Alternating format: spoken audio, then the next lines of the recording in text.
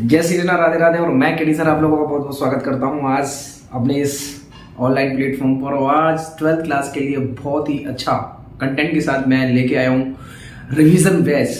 जी हाँ, 2023 the best content और धमाकेदार रिवीजन, दमदार धमाकेदार आज आपके लिए स्टार्ट कर रहा हूं। और मैंने बना दिया आपके लिए बहुत ही अच्छा कंटेंट, पूरा पीडीएफ फाइल में भी आपको मिलेगा। बेफिक्र रहिएगा और आप लोग हमारे साथ जुड़े रहिए। और आप लोगों के लिए मैं फिर आज 12th क्लास यानी कि 12th क्लास का भौतिकी पार्ट फर्स्ट यानी कि भाग 1 खंड का और इकाई नंबर फर्स्ट इलेक्ट्रोस्टैटिक यानी कि स्तर वैद्युत की, और उसका चैप्टर नंबर फर्स्ट है वैद्युत आवेश तथा क्षेत्र यानी electric charge and electric field.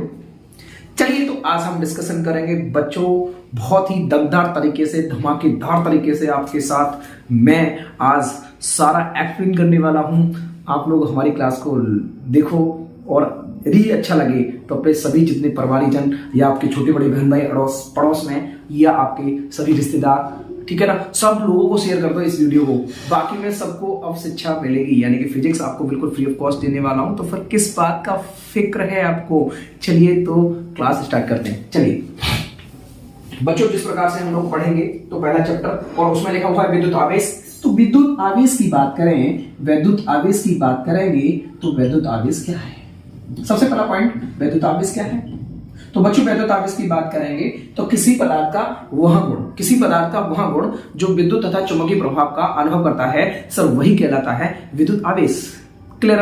और इसके संदर्भ में दूसरी परिभाषा हम लोग कहेंगे तो दूसरी परिभाषा हमारी हो जाएगी, यानी कि मान लो हमारे पास दो बॉडी है, एक बॉडी मैंने कहा ए है, दूसरी बॉडी हमारे पास बी है, और ये बॉडी ऑलरेडी चार्ज है। हमने इसको क्या किया, किसी कनेक्टिंग वायर से कनेक्ट करा, इसमें से क्या हुआ, कुछ इलेक्ट्रॉन गए, ये बॉडी भी उसी सेम चार्ज से क्या हो गई, चार्ज हो गई। और दूसरा एक कंसेप्ट क्या हो सकता है कि एक बॉडी इस प्रकार से थी, उस पर नेगेटिव चार्ज था, हमने क्या करा, दूसरी बॉडी को यानी अनचार्ज बॉडी को उससे टच कराया, उसमें से कुछ चार्ज क्या हुआ, ट्रांसफर हो गया। क्या हो रहा है यहाँ पर, इलेक्ट्रॉन ट्रांसफर हो रहे हैं। तो फाइनली यहाँ एक और कह सकते हैं कि इलेक्ट्रॉनों के स्थानांतरण या प्रभाव को ही विद्युत आवेश कहते हैं, ठीक है ना, यानी कि flow and transfer of the electron, that is called the electric charge. और इलेक्ट्रिक चार्ज को जब देखा गया तो अमेरिकी बेंजामिन फ्रैंकलिन ने बताया कि this is the positive and negative. ये दो प्रकार के चार्ज होते हैं, एक होता है नेगेटिव और एक होता है पॉजिटिव। और बात यही नहीं, आवेश के बारे में जब हम और बात चर्चा करते हैं तो बच्चों यहां पर दिखाई देता है कि जब इलेक्ट्रॉन की संख्या मिनिमम है यानी इलेक्ट्रॉन निकाले जा रहे हैं, इलेक्ट्रॉन क्या कर रहे हैं, निकाले जा रहे हैं, तो इलेक्ट्रॉन निकाले जा रहे हैं तो वो बॉडी होगी पॉजिटिव, वो बॉडी कहलाएगी पॉजिटिव। और जब इलेक्ट्रॉन किसी बॉडी में डाले जा रहे हैं तो क्या होगी, वो बॉडी नेगेटिव। क्लियर ना।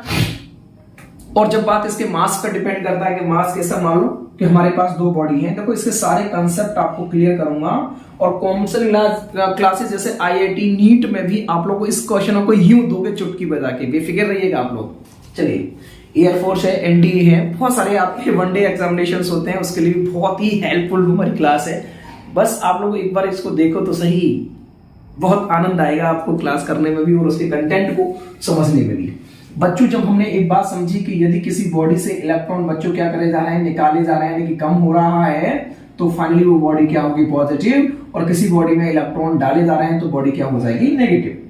और इसके बाद हम बात करेंगे कि दोनों पॉजिटिव और नेगेटिव। तो बच्चों यहां पर एक कंसेप्ट और निकल के आता है कि दो चार्ज यानी कि यदि सजातीय आवेश है, कैसे हैं, सजाती हैं, लाइक चार्ज हैं, तो वो बॉडी एक दूसरे को क्या करेंगी भैया, एक दूसरे को क्या करेंगी, प्रतिकर्षित करेंगी, रिपेल ईच अदर, प्रतिकर्षित करेंगी, ठीक है।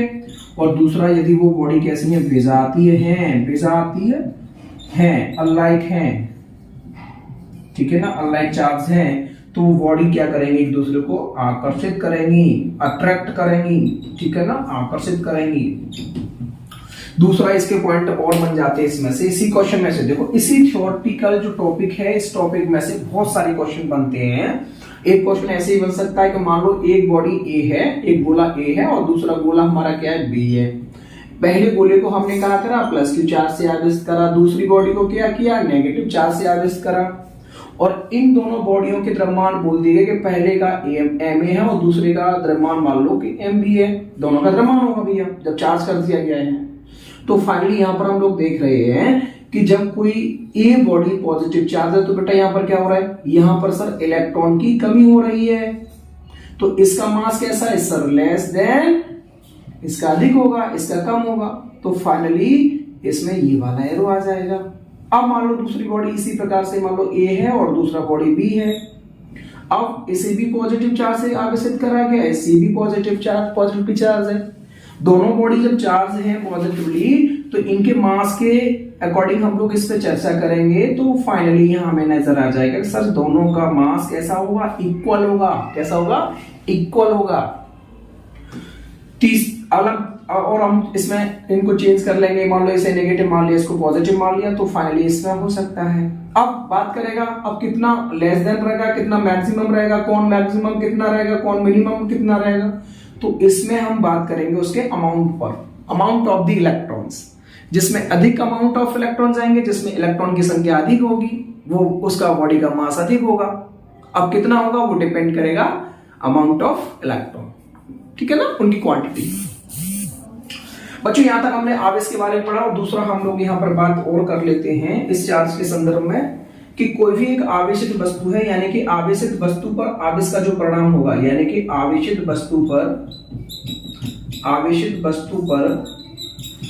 आवेश का परिमाण जो होता है, the magnitude of the charge, वो बच्चों किससे निकालेंगे, Q बराबर NE से फाइंड करते हैं। किससे करेंगे, Q बराबर NE से फाइंड करते हैं। क्या बात समझ में आ गई आपके? हाँ, और मुझे लग रहा है कि आपको बहुत ही अच्छे से समझ में भी आ रहा है ना। जब Q बराबर NE से करते हैं तो यहां पर देखो जो N है ना वो यानी कि ये किसको बता रहा है, the number of the electron, यानी इलेक्ट्रॉनों की संख्या को दर्शा रहा है। और E का मान यहाँ पर कितना रहेगा बच्चों, E का मान आप लोग जानते हैं 1.6 इंटू माइनस के 10 टू द पावर माइनस के 19 कूलम रहेगा। अब इसका क्या रहता है, ये पूर्णगुणज रहता है, और वही उस वस्तु पर उपस्थित चार्ज का मैग्नीट्यूड होता है, चार्ज की परिमाण होता है। तो फाइनली हम लोग जब बात करेंगे तो n क्या बताने वाला है यहाँ बच्चों, n किसको बताने वाला है, देखो n के बारे में बताएं तो देखो n इलेक्ट्रॉनों की क्या बताएगा, इलेक्ट्रॉनों की कमी बताएगा, इलेक्ट्रॉन की कमी बताएगा, और इलेक्ट्रॉन की क्या बताएगा, अधिकता भी बताएगा, ठीक है ना। ये दोनों को क्या करने वाला है, एक्सप्रेस करने वाला है, इसे एक्सेस मतलब उनको बताने वाला है। तो यहां हमें इस फॉर्मूले के अकॉर्डिंग पता चल जाएगा कि n क्या है, n की कमी हो रही है, और n की, यदि n की क्या हो रही है, अधिकता हो रही है, तो कंफर्मली उस बॉडी पर क्या होगा, आवेश का मान बढ़ेगा, है ना, उद्निगुने हो जाएगा, प्रोडक्ट हो रहा है उसका मल्टीप्लाई होगा। और इसके बाद हम लोग अगले पॉइंट की चर्चा करेंगे बच्चों, तो उसमें आने वाला है अब अगला पॉइंट। चलिए वो अगला पॉइंट क्या रहने वाला है, तो इसको मैं करता हूं अब इरेज, और आप लोगों को अच्छे से समझ में आ रहा हो तो एक बार आप लोग इस चीजों को देखते रहें, और उसके साथ साथ आप स्क्रीनशॉट भी लेते रहें तो बहुत ही अच्छा रहेगा, है ना, बाद में उसको देखने में भी मदद करेगा उसको। और इस वीडियो को मेरा यूट्यूब चैनल से भी देख सकते हैं, बाकी तो मेरा एक ऑनलाइन प्लेटफॉर्म पर ये मैं अपना वीडियो चल रहा है, उसके माध्यम में अपने यूट्यूब पर डालने वाला हूं इस चीजों को, और वहां से भी आप लोग इसको देखेंगे। बेफिक्र होकर के उन बच्चों के लिए भी ये शिक्षा मिलेगी बिल्कुल फ्री ऑफ कॉस्ट, जो बच्चे दूर दराज गांव से आते हैं, लोकल एरिया से, वहां उनको एक प्लेटफॉर्म नहीं मिल पाता है। चलिए बच्चों, इसके बाद अगला पॉइंट लेके आते हैं हम लोग, और अगला पॉइंट है हमारा क्या, अगला पॉइंट है कि हमारे दो चार्ज हैं, मान लो एक पॉइंट चार्ज, हमारे दो पॉइंट चार्ज है, इसको मैंने Q1 माना, दूसरे को क्या मान लिया, QB, या QA QB मान सकते हैं आप लोग, नो इश्यूज। इससे रिलेटेड भी बहुत सारा क्वेश्चन बनता है, और एक क्वेश्चन पक्का आता ही है, इससे क्वेश्चन बनते ही हैं। यानी कि मैंने कहा कोई पॉइंट चार्ज है, यानी कि एक Q1 है और एक Q2 है, और उनके बीच की दूरी मैंने कहा R है। तो यहां पर इस टॉपिक को जो बोलते हैं वो नाम देंगे यहाँ कूलाम का नियम, क्या कहेंगे, कूलाम का नियम, कूलाम्स लॉ। बहुत ही इंपोर्टेंट टॉपिक रहता है ये हर बार, ठीक है, और आपको भी आपके सर ने भी इंपोर्टेंट लगाया होगा, ये कंफर्म है। चलिए अब किस प्रकार से इससे क्वेश्चन बनने वाला है, तो पहले सुनेंगे कूलाम का नियम क्या होता है। तो कूलाम के नियमानुसार किन्हीं दो बिंदु आवेशों के बीच लगने वाला आकर्षण अथवा प्रतिकर्षण बल उन दोनों आवेशों के गुणनफल के, यानी कि उन दोनों आवेशों के गुणनफल के समानुपाती तथा बीच की दूरी के फर्क के व्युत्क्रमानुपाती। बेटा समानुपाती का मतलब ये होता है, समानुपाती का चिन्ह ये है, प्रोपोर्शनल टू, ठीक है ना। और इनवर्सली प्रोपोर्शनल इसलिए हो गया कि ये अपॉन में आ रहा है, तो यहां से इसे बोलेंगे व्युत्क्रमानुपाती और इसे बोलेंगे समानुपाती। तो किन्हीं दो बिंदु आवेशों के बीच लगने वाला आकर्षण अथवा प्रतिकर्षण बल उन दोनों आवेशों के गुणनफल के समानुपाती तथा बीच की दूरी के वर्ग के व्युत्क्रमानुपाती होता है। क्या मेरी बात समझ में आ रही है? You are getting my point? और मुझे ऐसे कैसे लग रहा है कि आपको बहुत अच्छा समझ में आ रहा है। वेरी गुड, है ना? तो चलिए फिर आगे देखते हैं। और इसको हम क्या करेंगे, जब एडजस्ट करते हैं, इनको एक दूसरे से जोड़ लेते हैं, इनको एक जगह समावेश करते हैं, तो Q1 Q2 अपॉन क्या आ जाएगा, R स्क्वायर आ जाता है। और जब कोई प्रोपोर्शनल हटाते हैं तो बच्चों यहाँ कांस्टेंट आता है राशि, और कांस्टेंट क्या आ जाएगा, तो बच्चों किसी माध्यम की बात करेंगे। किसकी? तो देखो मैं माध्यम में लेके चल रहा हूं, कहीं आप निर्वात या वायु के लिए भी कर सकते हैं, तो आप गलत न समझे इस पॉइंट को। माध्यम के लिए, और माध्यम के लिए जब हम ये बात करूंगा तो ये हो जाएगा हमारा कि F is equal to 1/4 pi epsilon, और ये हो जाएगा Q1 Q2 अपॉन बच्चों R स्क्वायर। ये फॉर्मूला यहां से हमारा बनता है न्यूटन में, और बात यही नहीं रुकती है यही बात नहीं रुकती है। अब क्या होने वाला है आगे? आगे सर होने ये वाला है कि आपने पढ़ी होगी आपेक्षिक वैद्युशीलता। क्या पढ़ी? आपेक्षिक वैद्युशीलता।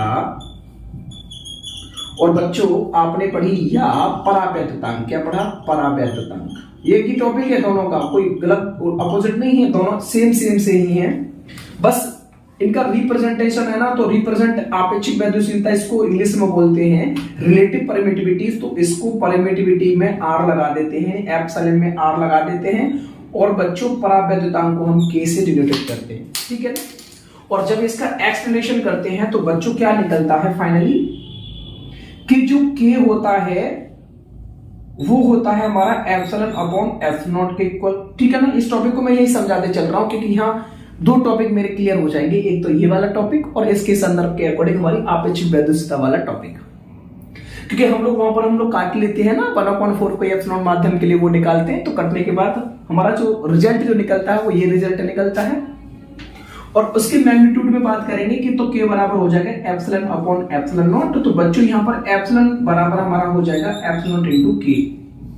मैं इस मान को फाइंड करना चाह रहा था, और इस वैल्यू को बच्चों, इस वैल्यू को कहां पुट कर दूंगा, इस एप्सिलॉन की जगह पुट करूंगा, तो हमारा ये फॉर्मूला बन के आएगा बच्चों 1/4 pi epsilon not into K, और ये हो जाएगा Q1 Q2 upon R square बच्चों, ठीक है। और इसका मात्रा क्या हो जाएगा, न्यूटन। बात यही खत्म नहीं होती हमारी, बात यही खत्म नहीं होती बच्चों। अब निर्वात या वायु के लिए, ये तो माध्यम में निकाल दिया, अब मैं निकाल रहा हूं निर्वात या वायु में। वैसे आपको ज्यादातर यदि उसने क्लियर नहीं कहा है, उसने ये नहीं कहा कि माध्यम के लिए निकालो, तो आपको इतना नहीं करना, इसलिए मैं थोड़ा सा अलग अलग लिख के कर रहा हूं इस कंसेप्ट में, और देखो हैज भी बना देता हूं जिससे कि आपको समझ में आ जाएगा फाइनली। अब क्या बात है, हम बात ये कर रहे थे कि निर्वात या वायु के लिए, किसके लिए? निर्वात या वायु के लिए, एयर एंड वैक्यूम के लिए। और निर्वात या वायु के संदर्भ में बात करेंगे तो बच्चों K का मान क्या हो जाता है, 1। K का मान क्या हो जाता है, 1। और जब K का मान हम 1 रख देंगे यहाँ पर, तो F हमारा निकलेगा 1/4 pi epsilon not Q1 Q2 upon R square. अरे समझ आया ना। और ये भी मात्रा किसका, देखो किसी भी फॉर्मूले को क्रिएट करेंगे या हम न्यूमेरिकल सॉल्व करेंगे तो उसमें फाइनली क्या आपको यूनिट लेके जरूर चल रहा है, ठीक है। चलो अब बच्चों हम लोग जानते हैं, वी नो डेट कि 1/4 पाई एप्सिलॉन की जो वैल्यू होती है वो 9 × 10⁹ होती है, और इसके मात्रा की बात करेंगे तो न्यूटन मीटर उसके ऊपर कूलम स्क्वायर। और इस वैल्यू को यहां पुट कर देंगे तो हमारा बच्चों आने वाला क्या है आपको नजर आ गया होगा, जो हम न्यूमेरिकल सॉल्व करने में हम इसे यूज करते हैं कि 10⁹ Q1 Q2 upon R square. बच्चों न्यूमेरिकल भी सॉल्व करोगे आप तो वहां ये देख लेना माध्यम तो नहीं है कहीं न्यूमेरिकल करते वक्त आप लोग सॉल्यूशन करें, टाइम बर्बाद करें उसमें, ये निर्वाहित माध्यम के लिए लगेगा। ये विशेष का ध्यान रखिए ना, ये बच्चे ज्यादातर इसको भूल भी कर जाते हैं कि वहां पर दिया कि किसी माध्यम के लिए और बच्चा सॉल्व क्या कर रहा है निर्वाहित माध्यम के लिए। तो प्यारे बच्चों वहां पर आपको परावैद्युतांक का भी मान दिया होगा, तो उसके अकॉर्डिंग इसे सॉल्व करेंगे आप। और बच्चों यहां से एक क्वेश्चन और बनता है, बात यही खत्म नहीं, ये तो कूलम का नियम खत्म हुआ है और कूलम का नियम भी नहीं खत्म हुआ। एक टॉपिक और इसमें हम लगा लेंगे कि यदि बात ऐसी करते हैं कि यूनिट चार्ज के लिए, यानी कि एकांक की कंडीशन में क्या होने वाला है यूनिट की कंडीशन में, तो बच्चों देखो यूनिट की कंडीशन में हम Q1 बराबर कर देंगे Q2 और वो बराबर कर देंगे 1 कूलम, और देखो r बराबर हम कर देंगे 1 मीटर। तो यहाँ पर होने वाला है F बराबर के, बच्चों यहाँ इस फॉर्मूले में पुट करेंगे 9 इंटू 10 टू दी पावर 9, और Q1 का मान हम 1 रखेंगे तो 1 का 1 इंटू 1 1, और बच्चों R का भी क्या रख देंगे 1, तो क्या हो जाएगा 1 का स्क्वायर 1। तो बच्चों सीधे सीधे हमारा एकांक यानी कि यूनिट की कंडीशन में क्या मिलेगा बच्चों, 9 into 10 to the power 9 newton. ये बहुविकल्पी क्वेश्चन बन जाता है कि एकांक आवेश तथा एकांक दूरी के लिए कूलम्ब बल कितना होगा, तो कूलम्ब बल कितना होगा 9×10⁹ होगा। चलिए एक बार इस पर आप लोग देख लेंगे, स्क्रीनशॉट लेना चाहें आप लोग स्क्रीनशॉट ले सकते हैं बच्चों, और उसके बाद फिर मैं अपनी आगे की दास्तां सुनाने वाला हूं। चलिए बहुत ही अच्छे से आप लोग पढ़ें, फिजिक्स भी बहुत आसान है, और ये नहीं मैं अभी मैथ और पढ़ूंगा, आपको मैथ पढ़ाऊंगा, केवल आप अभी फिजिक्स पढ़िएगा, फिजिक्स का आनंद लीजिएगा, उसके बाद मैथ लेंगे, इंग्लिश भी लूंगा बच्चों, इंग्लिश भी लूंगा, चलो करिएगा, लेकिन अच्छा लगे कमेंट जरूर लिखो, कमेंट। चलिए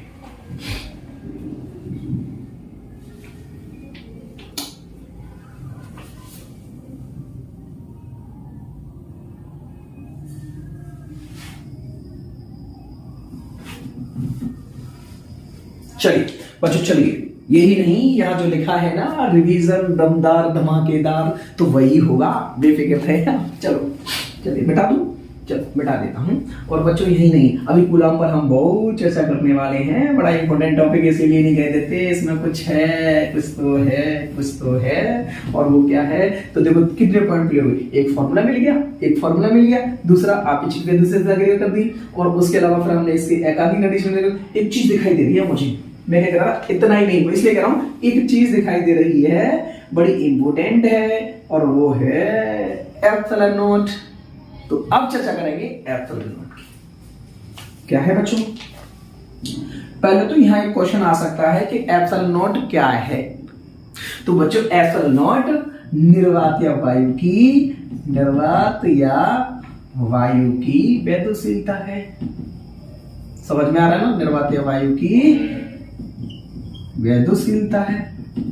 क्या मेरी बात समझ में आ रही है? Are you getting my point? अरे हाँ ना तो बोलो, कम से कम आवाज आनी चाहिए जोर से। चलिए सुनो, चलिए, लेकिन अब यहां पर एक क्वेश्चन और आ जाता है कि इसका मान कितना होगा, इसका मात्रक क्या होगा। तो बच्चों मान की बात करूंगा सबसे पहले, मान की इसकी वैल्यू जो होगी वो होता है एफ नॉट का जो मान होता है वो होता है 8.86 ले ले, 85 ले ले, 10⁻12, और इसके मात्रक की बात करेंगे बच्चों, किसकी मात्रक की, तो ये हो जाएगा कूलम उसके ऊपर न्यूटन मीटर उसके। बहुत इंपोर्टेंट टॉपिक, बहुत विकल्पी बनता है, बहुत अच्छे से। ठीक है, इसमें मैं स्टार देना चाहूंगा बच्चों, स्टार देना चाहूंगा मैं, लग रहा है ना आपको? चलिए और फिर फाइनली हम लोग आगे बढ़ते हैं इसी के साथ बच्चों। चलो इधर से मैं बैठा देता हूं अपने इस सारे,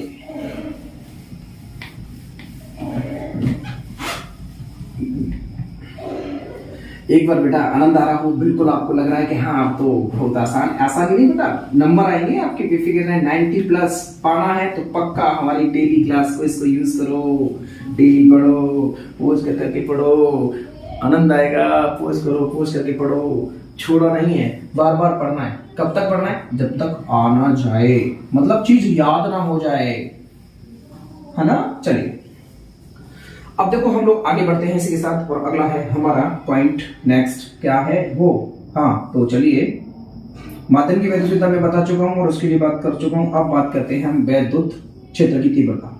तो बच्चों अगला पॉइंट आपकी स्क्रीन पर, वैद्युत क्षेत्र की तीव्रता। क्या है बच्चों? वैद्युत क्षेत्र की तीव्रता। और बच्चों यहाँ वैद्युत क्षेत्र की तीव्रता की बात करेंगे तो आप लोग यहाँ कह रहे हैं कि इंटेंसिटी ऑफ इलेक्ट्रिक फील्ड, तो बेटा electric field, intensity of electric field, या हम बात करेंगे इलेक्ट्रिक फील्ड की, तो सेम बात है, कोई गलत नहीं है, आप गलत नहीं कह रहे, कुछ भी सही कह रहे हैं, इलेक्ट्रिक फील्ड या इलेक्ट्रिक फील्ड की इंटेंसिटी। मतलब इंटेंसिटी की बात करेंगे तो सर वो कितना है उसका मान। चलिए कैसे निकालेंगे, चलो चलते हैं इसकी तरफ और बात करते हैं इससे। बच्चों इलेक्ट्रिक फील्ड की बात करूंगा तो इलेक्ट्रिक फील्ड क्या है, मान लो कोई चार्ज है, एक Q1 चार्ज यहाँ रखा है, Q2 चार्ज यहाँ रखा है, Q3 यहाँ पर है, Qn मतलब इस प्रकार से क्या है, एक निकाय है बच्चों, क्या है, निकाय सिस्टम है। तो उनके कारण जो हमारा एक फील्ड क्रिएट होगा सर वही है इलेक्ट्रिक चार्ज। यानी किसी परीक्षण आवेश को जब मैं इस फील्ड के पास लाऊंगा तो क्या करेगा, वो आकर्षण या प्रतिकर्षण बल का अनुभव करेगा। That's a field, the attraction repulsion force, it is called the electric field. बात समझ में आ रहा है ना। तो फाइनली उसी के अकॉर्डिंग अब इसकी तीव्रता कितनी होगी, तो इंटेंसिटी कितनी होगी। तो इंटेंसिटी निकालने के लिए बच्चों यहां पर करेंगे E बराबर F अपॉन क्या हो जाएगा, Q0। क्या हो जाएगा, E बराबर F अपॉन Q0। तो यहां पर देखो इसकी बात करेंगे तो ये हमारा इसका फॉर्मूले की बात करेंगे तो देखो इस कंडीशन में यदि Q0 का मान मैं क्या कर दूं, एकांक कर दूं, तो एकांक परीक्षण आवेश को किसी विद्युत क्षेत्र में लाने पर उस पर जो बल लगता है, क्या लगता है, उस पर जो बल लगता है क्या बच्चों, वही कहलाएगा वैद्युत क्षेत्र की तीव्रता। देखो मुझे क्या नजर आ रहा है, वैद्युत क्षेत्र की तीव्रता को परिभाषित करने के लिए हम लोग देखेंगे तो यहां हमें एक चीज नजर आ रही है, यदि इसे एकांक कर दिया जाए तो क्या F बराबर ही क्या होगा। तो मैंने कहा कि एकांक परीक्षण आवेश पर लगने वाला बल, एकांक परीक्षण आवेश पर लगने वाला बल क्या कहलाएगा, वैद्युत क्षेत्र की तीव्रता कहलाएगी। और इसकी यूनिट की बात करेंगे तो देखो SI मात्रक, क्या बच्चों, SI मात्रक। और SI मात्रक क्या हो जाएगा इसका, मेरा एक मार्कर कहां गया, चलो कोई बात नहीं, इंक डाल लेंगे। SI मात्रक पता करें तो कितना हो जाएगा, न्यूटन, क्या हो जाएगा बच्चों, न्यूटन प्रति कूलाम। न्यूटन प्रति कूलाम, बल का मात्रक न्यूटन हो गया, आवेश का मात्रक कूलाम हो गया, तो न्यूटन प्रति कूलाम। और वैद्युत क्षेत्र की तीव्रता निकालने के लिए बच्चों, वैद्युत क्षेत्र की तीव्रता निकालने के लिए हम लोग यहाँ और भी पढ़ लेते हैं और वो होता है V अपॉन डी। क्या होता है, V अपॉन डी। और इस कंडीशन में V अपॉन डी, वैसे मैं आगे चर्चा करूंगा, कोई दिक्कत नहीं। तो इसका मात्रक एक और बन जाता है वोल्ट प्रति मीटर, वोल्ट प्रति मीटर, ठीक है, वोल्ट प्रति मीटर। पूछ लेते हैं बच्चे कभी कभी, मैं इस पे लिखता याद करके तो आप कहते अरे कहां से हो गया, कैसे आ गया। तो बच्चों आया कैसे कि वोल्ट अपॉन डी, यानी कि विभवांतर अपॉन क्या होता है, डी। और आप लोगों ने पढ़ी होगी विभव प्रवणता, तो उसके अकॉर्डिंग भी हम लोग इसको निकाल सकते हैं। तो यहाँ इसको मैंने एक्सप्लेन कर दिया, लेकिन इसकी चर्चा मैं बिल्कुल करूंगा आगे भी, लेकिन हाँ समझ में आ रहा है, चलो चलो चलो चलो ठीक है। और इसके बाद बच्चों इसके में और भी बहुत कुछ है, क्या क्या पूछ लेता है उसकी चर्चा कर रहा हूँ। तो बच्चों पहले तो इसमें क्या करेगा, इसका SI मात्रक आपको समझ में आ गया। दूसरा इसकी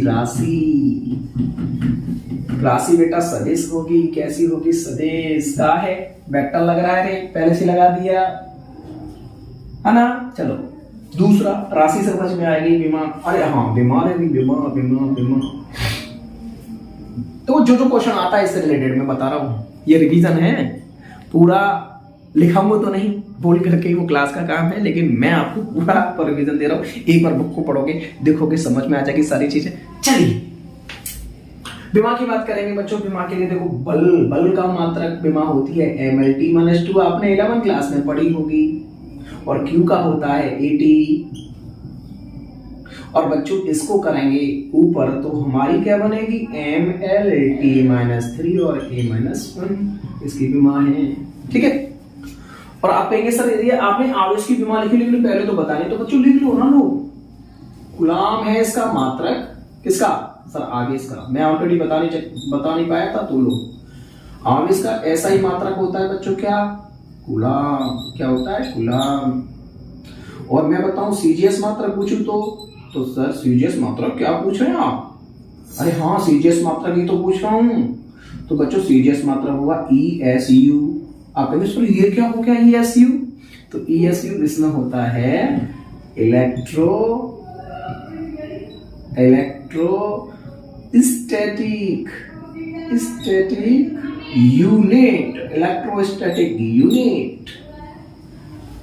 और इसे कहेंगे आप लोगों को पढ़ने को मिल जाएगा, वो है स्थिर कूलाम या स्टेट कूलाम। क्या है, स्टेट कूलाम। कहीं आपको बुक में मिल जाएगा। स्थिर कूलाम तो गलत नहीं है बच्चों, गलत नहीं है। स्थिर कूलाम जिसे आप गलत ना समझें, ये वही है रे, वही है। ठीक है। और यही नहीं, अभी यही बात खत्म नहीं होती बच्चों, यहाँ बात खत्म नहीं होती। यहाँ आ जाता है कि आवेश का सबसे बड़ा मात्रक है ना, ये भी तो सबसे बड़ा मात्रक होगा बेटा फैराड। क्या होगा? फैराडे। और कितना होता है? 96,500 कूलम के बराबर। क्या मुझे लग रहा है कि आपको सब कुछ समझ में आ रहा है? चलिए तो, और यहाँ इतना समझ आप गए हो तो इसका छोटा मात्रक भी लेते हैं। तो सबसे बड़ा मात्रक तो ये हो गया बच्चों, सबसे बड़ा। आप किसकी बात कर रहे हैं हम? सबसे छोटा। तो सबसे छोटा मात्रक बच्चों इसका होता है फ्रैंकलिन। क्या होता है? फ्रैंकलिन। करेक्ट। अब आ जाओ, ऑप्शन कहां से आएगा? ये आवेश के बारे में बता रहा हूँ बच्चों, जो मैंने पहले नहीं बताया था, इसको मैंने साइड से इसलिए बता दिया क्योंकि यहाँ कुछ बच्चों को दिक्कत आने लगी थी क्योंकि अब इसकी विमा की बात करता हूँ बच्चों। विमा कैसे निकालेंगे? तो अब किसकी विमा निकालता हूँ? आवेश की विमा। किसकी बच्चों? क्यू की विमा। क्यू की विमा। क्यू मतलब आवेश चार्ज। और क्यू की विमा जब हम निकालेंगे तो यहां पर देखेंगे तो आप लोगों ने पढ़ा कि आई इक्वल टू क्या होता है? Q upon T. क्या होता है? Q upon T. Q upon T. और बच्चों क्यू निकालूंगा तो क्यू बराबर आई इंटू टी। और अब इसके रेस्पेक्ट में बात करेंगे तो यहां पर मुझे क्या नजर आ रहा है कि आई को तो रिप्रेजेंट करते हैं ए से और टी को करते हैं एस से, तो इसलिए आगे इसकी विमा बन गई ए टी। हाँ, बड़ा आसान है। अरे सर केडी सर मौज आ गई अब तो। अरे बेटा मौज तो आनी ही है, पढ़ा कौन रहा है केडी सर। चलिए तो बच्चों ऐसी थोड़ी ना लिख रहा, रिवीजन दमदार धमाकेदार। बच्चों रिवीजन दमदार और धमाकेदार ही है। चलो बच्चों चलो चलो चलो तो इसकी शॉट ले लो।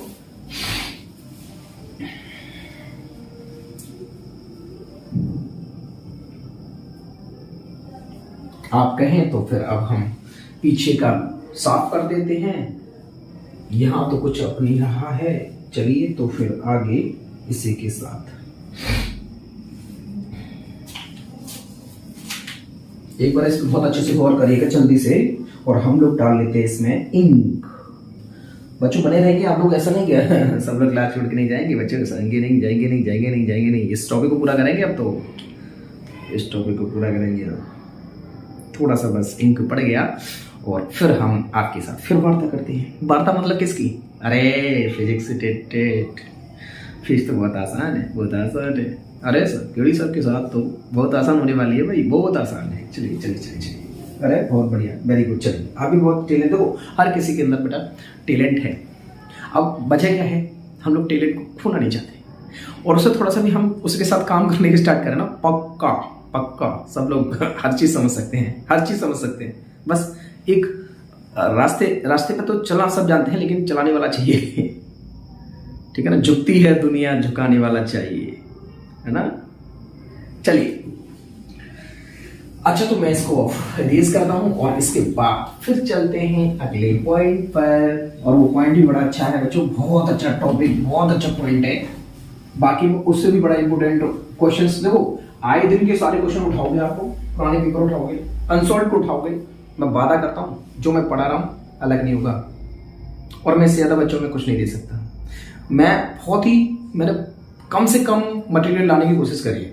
ये तो मैं आपको एक रिवीजन क्लास के रूप में इसमें दे रहा हूं, लेकिन मटेरियल मेरा बहुत कम है, मटेरियल बहुत कम है। चलो चलिए अब एक्सप्लेन तो करना पड़ेगा बच्चों को समझ में कैसे आएगी। चलिए अगला मान लो यहाँ पर एक क्वेश्चन, इसमें हम बात करेंगे अगला पॉइंट। और पॉइंट में हमारा क्या कहना है कि यदि ई तीव्रता की विद्युत क्षेत्र में आवेशित कण का बल, यानी कि कोई मान लो किसी भी विद्युत क्षेत्र की तीव्रता कितनी है? ई है, और उसमें लगने वाला बल क्या है? एफ है, ठीक है ना। और विद्युत क्षेत्र किसके कारण उत्पन्न हो रहा है? क्यू आवेश के कारण। समझ रहे हैं मेरी बात?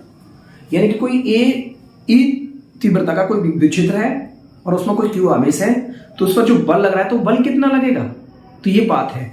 तो इसके कॉन्सेप्ट में बात करेंगे तो हम लोग जानते हैं कि ई बराबर क्या होता है? F1 Q0 बच्चों, वो अभी भी पढ़े हमने। और यहां से हम निकालना चाहे एफ का मान, तो एफ बराबर क्या हो जाएगा? E into Q0। यस और नो बोल? अबे हाँ ना तो बोल, तेजी से बोल, आवाज नहीं आ रही। अरे चिल्ला दे, ठीक है ना। देखो अरे इसका बट्टे करा क्रॉस मल्टीप्लाई कर देंगे ना, तो F बराबर हमारा सीधे सीधे क्या आ जाएगा, E इंटू कूलम। और इसके संदर्भ में हमारा जो बल का मान होने वाला है वो बेटा न्यूटन प्रति मीटर, न्यूटन पर कुलाम इंटू कुलाम, कुलाम कुलाम कुलाम उसके, बट फिर भी वो क्या बनेगा, आएगा न्यूटन। चलिए बात समझ में आ गई। और यहां पर हम बात करेंगे तो जो E है ना वो वैद्युत क्षेत्र की तीव्रता है। और बच्चों आवेश Q क्या है, एक परीक्षण आवेश है। और परीक्षण आवेश किसे कहते हैं, चलो एक बात को ही बता देता हूं कि वह आवेश जिसका विद्युत क्षेत्र नहीं होता, वो न्यूनतम आवेश होता है जिसका विद्युत क्षेत्र नहीं होता, उसे हम परीक्षण आवेश कहते हैं। इसलिए हम Q0 लेके चलते हैं इसको। और इसमें मैंने अगला पॉइंट लिया है बच्चों कि यहां पर क्या होगा बेटा, धनावेश पर E की दिशा तथा ऋणावेश पर E की दिशा एक दूसरे के विपरीत होगी। बिल्कुल साहब, यहां आप लोग देखेंगे जो कैपिटल E है वैद्युत क्षेत्र की दिशा यदि पॉजिटिव है और उस यदि E की डायरेक्शन क्या है, नेगेटिव है, तो ये एक दूसरे की क्या होगी, अपोजिट होगी यानी विपरीत होगी। कैसी होगी, विपरीत होगी, विपरीत होगी, एक दूसरे के अपोजिट होगी। नेगेटिव पॉजिटिव के लिए विद्युत धारा की दिशा कैसी होगी, एक दूसरे के अपोजिट होगी।